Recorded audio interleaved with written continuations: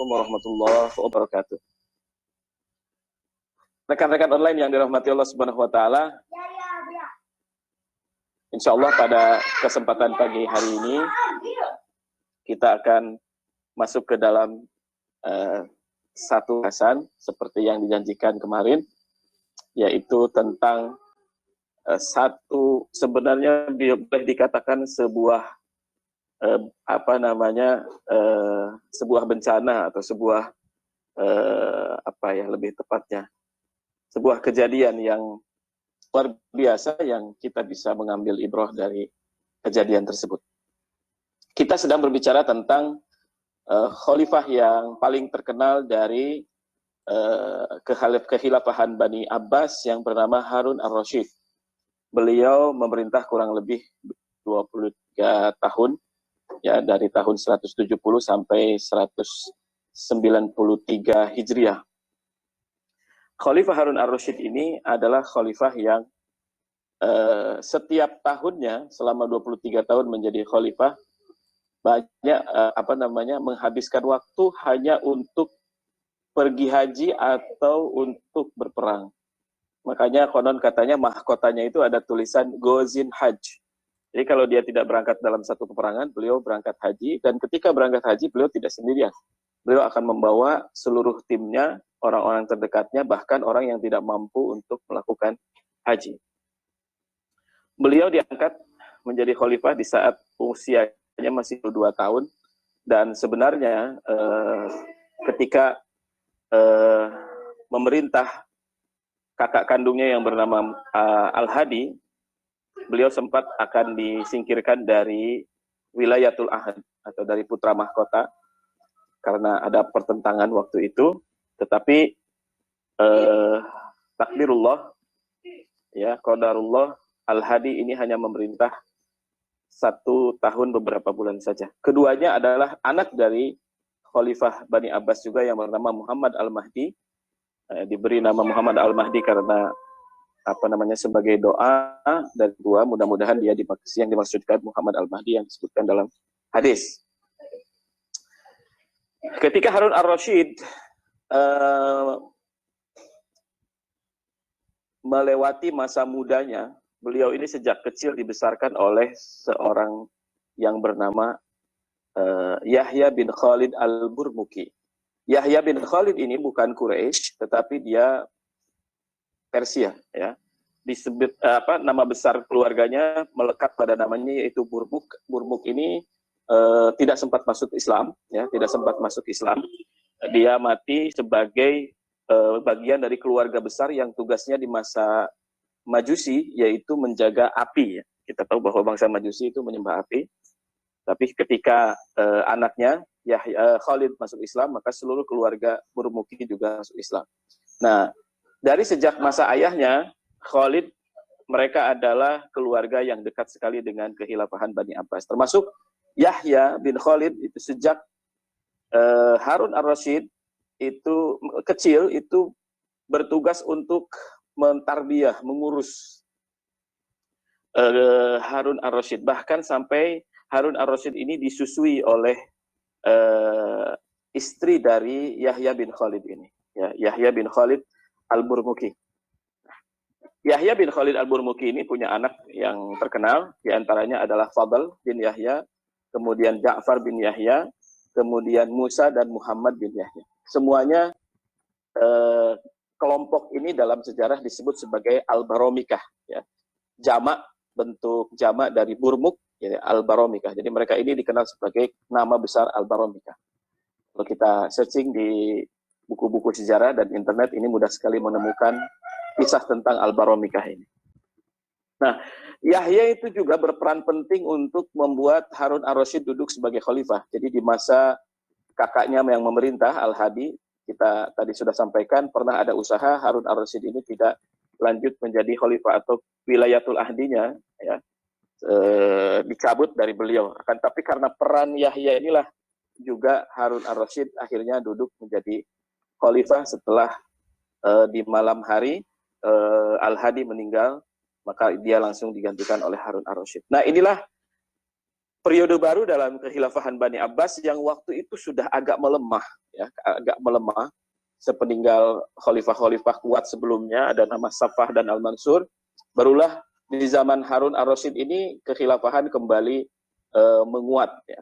Kita tahu kekhilafahan Bani Abbas di saat itu masuk ke dalam masa-masa yang luas sekali pemerintahannya, itu terbentang dari Asia Tengah sampai Samudra Atlantik. Itulah kekuasaan Bani Abbas di zaman itu. Kembali lagi kepada Harun ar-Rasyid ketika dia diangkat menjadi khalifah, karena kedekatan yang luar biasa kepada Yahya bin Khalid al-Burmuki, maka dia menempatkan Yahya bin Khalid ini sebagai kalau hari ini mungkin menteri utama, ya, menteri yang mengurusi segala urusan. Bahkan ada kata-kata yang terkenal dari Yahya bin Khalid, yang terkenal dari Harun ar-Rasyid.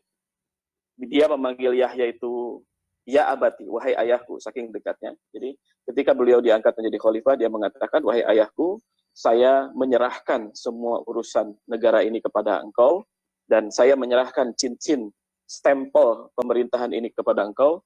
Maka sejak hari ini seolah-olah aku ini hanyalah khalifah suri, hanya sebagai simbol negara saja, sementara pemerintah di tangan engkau. Nah, sejak saat itu Yahya mengangkat anak-anaknya untuk menjadi menteri. Ya, tadi saya sebutkan di antara namanya adalah Ja'far bin Yahya, ya. Kemudian Fadl bin Yahya ini mengurusi satu wilayah yang sangat luas sekali. Ada yang mengurusi perbendaharaan negara, kemudian ada yang mengurusi militer dan lain sebagainya. Nah,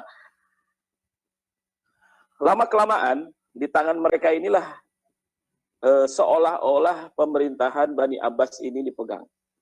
Ya, dari yang tadinya mungkin tidak terlalu punya banyak kekuatan, tapi diberikan keluasan yang seperti ini, maka mereka ini menjelma menjadi tokoh-tokoh negara yang sangat berpengaruh, bahkan seolah-olah pemerintahan itu di tangan mereka.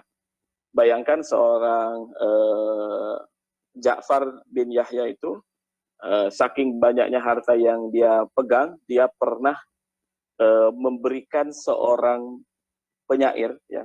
Waktu itu memang zaman di mana penyair sangat dihormati, apalagi penyair-penyair yang mampu membuat bait-bait puisi yang memuji pemerintah, itu hidupnya tidak akan susah.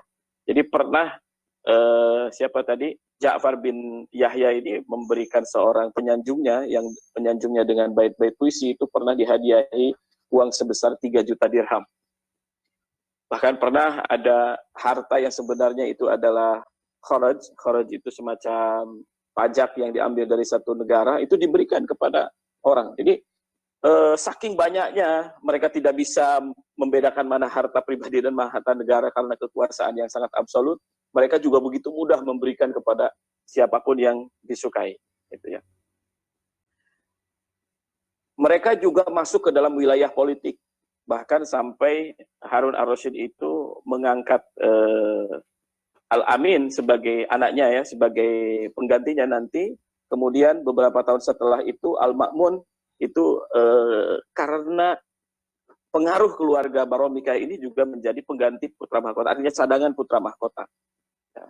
Kemudian mereka masuk wilayah politik, mereka masuk ke wilayah pengaturan harta benda negara. Kemudian sampai-sampai dikatakan waktu itu kalau orang melihat sawah yang besar, melihat kebun yang besar, melihat tanah yang luas, ditanya ini punya siapa, itu pasti ada hubungannya dengan keluarga Yahya al-Burmuki. Jadi seperti itulah mereka masuk ke dalam wilayah kekuasaan khilafah Bani Abbas, dan seolah-olah Harun ar-Rasyid ini betul-betul hanya menjadi simbol kekuasaan. Bukan tidak ada ulama yang menghormati. Kita tahu bahwa Harun ar-Rasyid ini adalah sosok khalifah yang sangat dekat dengan ulama. Bukan tidak ada ulama yang tidak memperingatkan Harun ar-Rasyid, banyak sekali. Tetapi karena pengaruhnya yang sangat luar biasa ini, seringkali ulama yang menasihati itu malah justru mendapatkan tuduhan-tuduhan yang macam-macam.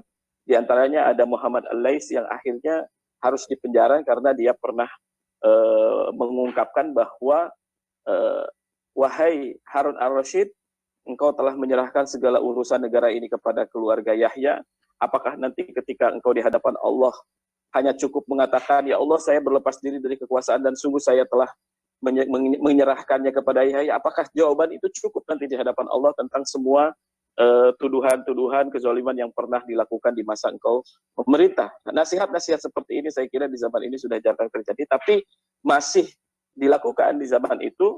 Tetapi karena memang sekali lagi keluarga Burmuki ini sangat berpengaruh di dalam kehilafahan, justru ulama yang memberikan nasihat seperti itu mendapat tuduhan sebagai ulama yang mulhid. Mulhid artinya tidak beragama, artinya orang ekstremis. Akhirnya dia dipenjara di masa Harun ar-Rasyid. Nah, puncak dari kekuasaan ataupun kezoliman yang mereka lakukan adalah mereka mulai masuk ke dalam permusuhan terhadap Ahlul Bait. Ya. Kita tahu bahwa keluarga Nabi Muhammad SAW, baik itu di masa Bani Abbas awal dan Bani Umayyah itu sangat kuat sekali. Walaupun mereka tidak punya jabatan pemerintahan, tapi mereka punya banyak pengikut karena memang mereka disebut Ahlul Bait dan banyak sekali pengikutnya. Ya, banyak ulama-ulama, banyak masyarakat yang memang mencintai Ahlul Bait saat itu. Nah, sampai-sampai keluarga Ahlul Bait ini mulai dikhawatirkan oleh keluarga Burmuki ini akan mempengaruhi kekuasaan kekhilafahan Bani Abbas. Puncaknya mereka sedang merencanakan pembunuhan terhadap salah satu Ahlul Bait setelah mereka melakukan satu pembunuhan. Saya lupa namanya, ada seorang ulama dari kalangan Ahlul Bait yang sebenarnya waktu itu memang dipenjara di masa Harun ar-Rasyid, tetapi permintaan Harun ar-Rasyid ini agar orang ini karena Ahlul Bait, walaupun dia bersalah dimuliakan. Tetapi dalam suatu majelis kerajaan, majelis kekhilafahan, majelis khalifah, tiba-tiba didatangkan sebuah seperti hidangan, ya. Kemudian ketika hidangan itu dibuka, ternyata kepala dari Ahlul Bait yang dipenjara tadi. Jadi mereka ingin membuat Harun ar-Rasyid ini puas, tapi justru Harun ar-Rasyid ini makin sadar akan bahayanya tim yang mendekati dia atau di sekelilingnya dia, dan mereka sudah melampaui batas-batas yang digariskan. Nah, kalau sudah begini memang ini seperti kata-kata Ibnu Taimiyah yang terkenal,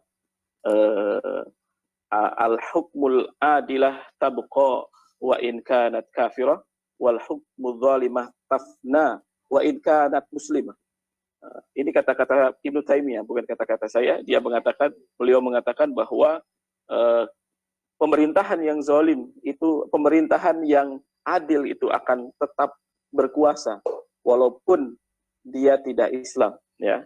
Dan pemerintahan yang tidak adil dia akan jatuh walaupun dia Muslim. Jadi asas keadilan pemerintahan, asas berdirinya sebuah pemerintahan itu adalah keadilan. Kalau kezoliman sudah terjadi, maka tunggulah kehancuran mau siapapun itu. Rekan-rekan yang dirahmati Allah Subhanahu wa taala, uniknya memang akhir kisah dari keluarga Baromikah ini, walaupun mereka zolim, tapi mereka ini masih hidup di 300 tahun pertama zaman baiknya. Jadi makin dekat zaman kepada Nabi Muhammad itu makin baik. Itulah ukurannya. Jadi kalau 300 tahun pertama itu kan sudah dijamin oleh Rasulullah sebagai 3 abad pertama terbaik dari umatnya. Khairul quruni qarni, tsummal ladzina yalunahum, tsummal ladzina yalunahum. Itu hadis yang terkenal dari baginda Nabi Muhammad SAW, bahwa sebaik-baik zaman adalah zamanku hidup, setelahnya dan setelahnya. Nah, tahun ke-16 tepatnya pada tahun 786 tahun 186 Hijriah, Harun ar-Rasyid haji bersama seluruh keluarga Burmuki, ya, bersama Yahya, bersama Ja'far, bersama Fadl, tadi semua dibawa haji. Ada satu kejadian yang menarik, ketika Yahya selesai tawaf, dia berdoa dengan memegang kiswah, dan keluarlah doa-doanya ini. Beliau mengatakan, ya Allah, dzunubi katsirah, dosa-dosaku begitu banyak, hanya Engkau yang mengetahui begitu banyak dosaku. Fa idza aradta an tu'aqibani, kalau engkau ya Allah ingin menghukumku, faj'al uqubati fid dunya wa la taj'alha fil akhirah. Kalau engkau ingin menghukumku ya Allah atas dosa-dosaku tadi, maka jadikanlah hukumanku di dunia. Jangan engkau jadikan di akhirat, walaupun aku harus menebusnya dengan semua yang aku miliki, harta benda dan seluruh anak-anak. Pulang dari haji, rupa-rupanya doa yang disampaikan oleh Yahya bin Khalid al-Burmuki ini langsung diijabah Allah Subhanahu wa taala. Kita tahu bahwa ketidaksukaan Harun ar-Rasyid terhadap keluarga Baromikah ini sudah dimulai ketika mereka sudah merencanakan pembunuhan terhadap salah satu Ahlul Bait dan sudah melakukan yang satunya. Maka selepas haji, belum jamaah haji itu sampai di Baghdad, di ibu kota Khilafah Bani Abbas tadi, Khalifah Harun ar-Rasyid memerintahkan penangkapan terhadap Ja'far bin Yahya bin Khalid al-Burmuki.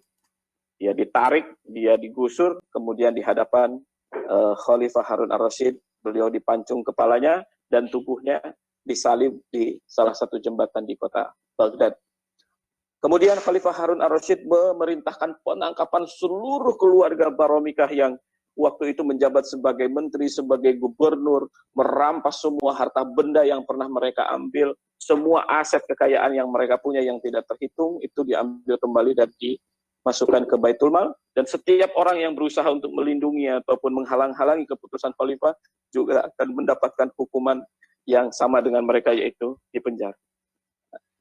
Giliran Yahya bin Khalid, ya, yang Harun ar-Rasyid memanggilnya sebagai ayah, beliau dipanggil oleh beliau memanggil Yahya bin Khalid dan beliau sampaikan, saya memberikan pilihan kepada engkau, apakah engkau akan dihukum dengan cara tinggal di rumah, artinya tinggal tetap di rumah tapi dibatasi, dijaga, artinya menjadi tahanan rumah atau tahanan kota, atau Anda ingin bergabung dengan saudara anak-anak engkau, ya. Jadi sisa kecuali Ja'far yang dibunuh, semua anak-anak Yahya bin Khalid ini dihukum, kecuali ada satu orang yang tidak, yaitu Muhammad bin Yahya. Muhammad bin Yahya selama 16 tahun itu tidak pernah ikut dalam sistem yang sudah rusak itu. Ya, sistem yang dihancurkan oleh keluarga Al-Baromikah. Nah, akhir ceritanya seluruh keluarga Yahya bin Khalid ini dipenjara dan meninggal di penjara di masa Harun ar-Rasyid. Ada satu kata-kata yang menarik yang disampaikan oleh Fadl bin Yahya, anaknya Yahya bin Khalid. Wahai ayah, dulu kita adalah penguasa, dulu kita dihormati, dulu kita adalah yang mengatur negara ini, kenapa kita harus mengakhiri hidup ini dalam penjara? Yahya bin Khalid mengatakan, wahai anakku, sungguh doa yang terzolimi itu akan diijabah Allah Subhanahu wa taala. Allah pasti menjawab, sementara kita selama kita memerintah, kita tidak pernah atau kita lalai dengan doa orang-orang yang terzalimi. Akibat kejadian ini, Harun ar-Rasyid mengalami satu fitnah luar biasa. Jadi inilah mulai satu era yang disebut dengan era yang tidak menyukai Arab dan bangsa Arab. Kita lihat bahwa memang tadi keluarga Baromikah ini berasal dari keluarga Persia. Atas kejadian ini orang-orang Persia tidak suka sekali terhadap Harun ar-Rasyid, maka muncullah tulisan-tulisan yang tidak benar tentang Harun ar-Rasyid, di antaranya kitab Al-Aghani karya Al-Asfahani atau kitab Al-Fulailin Walailah 1001 Malam. Kedua buku ini menceritakan Harun ar-Rasyid ini seorang khalifah yang zalim, khalifah yang kerjanya mabuk-mabukan, menghabiskan waktu untuk bersama penari-penari perempuan dan lain sebagainya, semuanya adalah fitnah yang pernah terjadi terhadap Harun ar-Rasyid, tidak pernah ada, tidak pernah dilakukan oleh beliau, tapi sekali lagi karena dendam kebencian bangsa Persia terhadap Harun ar-Rasyid, yang seorang ulama mengatakan Harun ar-Rasyid ini kalau tidak menjadi khalifah, maka dia pun pantas untuk menjadi ulama karena ketakwaan dan kebaikannya tadi.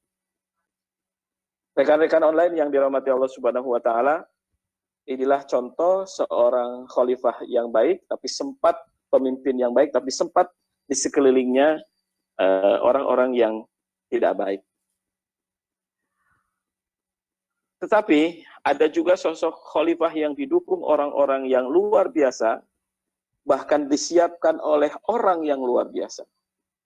Insya Allah dalam pertemuan berikutnya saya akan membicarakan seorang pemimpin yang punya ayah yang luar biasa, menyiapkannya dengan sebaik mungkin, walaupun ketika awal memimpin ia dianggap sebagai pemimpin yang tidak siap, tapi dunia terkejut dengan kehebatannya selama memimpin selama hampir 50 tahun dalam kejayaan pemerintahan Islam. Siapakah sosoknya? Insya Allah kita akan bahas dalam pertemuan-pertemuan berikut. Wassalamualaikum warahmatullahi wabarakatuh.